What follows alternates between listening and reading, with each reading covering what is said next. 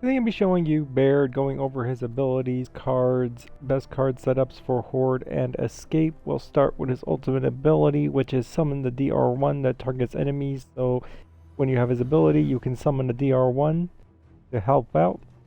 DR1 comes in with a tri-shot with the ultimate card. His DR1 does bleed damage too. Passive ability, he builds new fortifications at a small discount. That small discount is 10%. And he carries fortifications faster.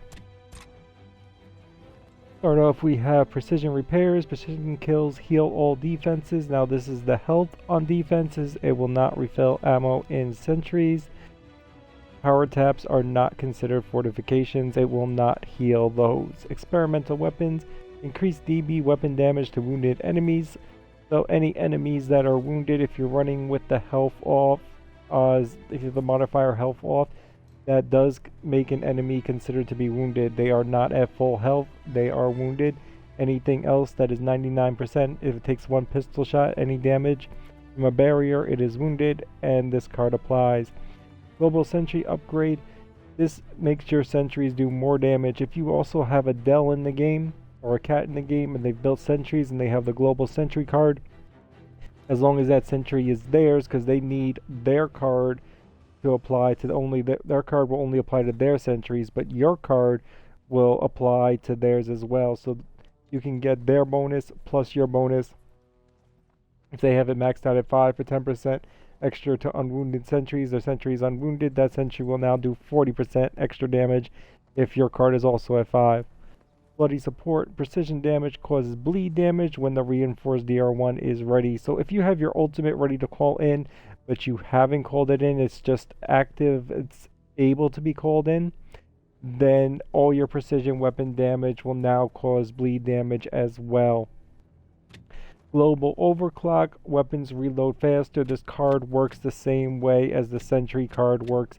So if Dell has overclock on his locker, you get that overclock, and then the global overclock will stack with that as well. The bloody DR1, DR1s will cause bleed damage at short range. It usually fights at short range. I haven't really noticed it like trying to attack long range and it not causing bleed damage. So you can probably just disregard the short range. I really don't see that as being a factor with that card. Epic score boost is just your standard score boost for leaderboard times. Explosive kill shot, killing down but not out enemies deals damage to surrounding enemies. So when you like triple melee, you kick an enemy that's down, you shoot an enemy in any regard, if you kill an enemy that is down, they will explode and cause splash damage to nearby enemies. Melee resistance is melee resistance. You receive less damage from melees. Nerves of steel, you will repair faster when enemies are nearby. Parting gift, increased damage with grenade tags.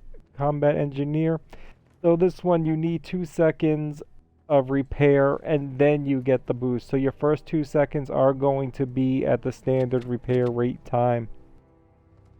Enforced porting is just reduced recoil on the enforcer. Heavy resistance is reduced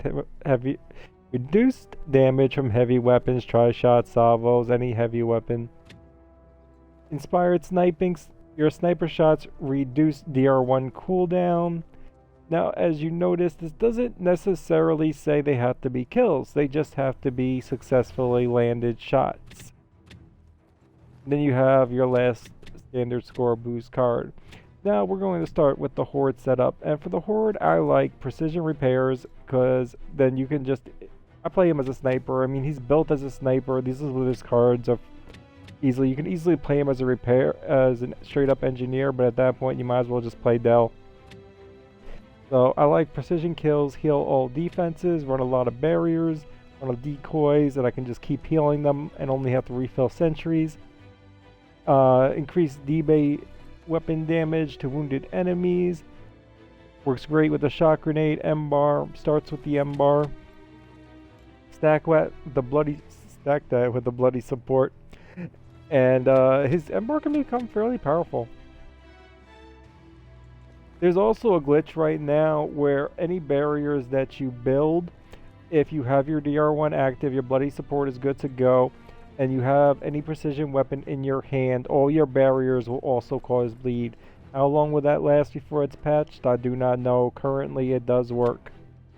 Global Sentry upgrade. I usually build a lot of sentries, so I run this, but you could easily swap that out for the explosive kill shot too, and just have all the sentries.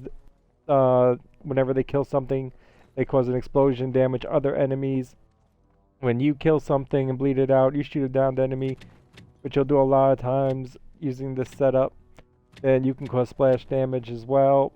And I like global overclock because I don't like running with 2 engineers. So, yes, I have to provide the overclock for the team. Bloody DR1, I don't really see the point because you really are picking either bloody support or you're picking the bloody DR1. And I'd rather just snipe out the entire match and not have to be the engineer as much. I play a minor role in engineering and a major role in sniping. The rest of his cards aren't that great. I mean, you could go with the heavy resistance as a 5th card too, but I think these 2 cards are pretty much your best bet. Onto his escape setup. Now, for escape, I do like the bloody DR1. He doesn't really have that many good cards for escape. He's also an engineer. We have the explosive kill shots, because you're going to do, I don't know, probably going to do a lot of triple meleeing down, a lot of shooting down to enemies, so might as well have them. You get a lot of times in groups, might as well have the explosion when you triple melee down, or you kick a dude that's down, finish him off. You got the overkill, you got torque bows, you got Marxist, sniper rifles, M-bars in a lot of maps, shot grenades in a lot of maps.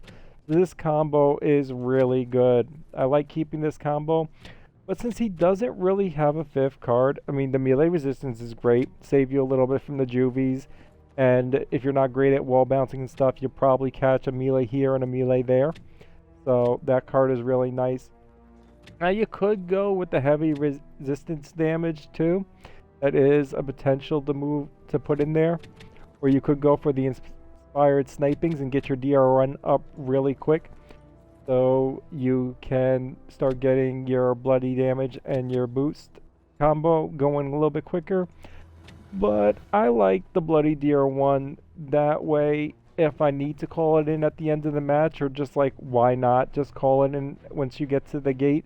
And he's the perfect thing to just hold them off instead of throwing like frags and shocks. You can just call them straight in and then kill the other couple that might make it out. Or if it's absolutely needed and gets hairy, then you have a DR1 that's causing bleed damage to help you out. So I kind of like this card just as a safety, so if I need to revert back to not having bleed damage and just have the DR1, I can do that too. This is a setup I like for escape, but I mean, you could use this card to get it up faster if you got a sniping map and you just want to get it up really quick and keep it going and not call the DR1 in at all. If that's your plan, that would be a good solid 5 card setup too. I hope that helps.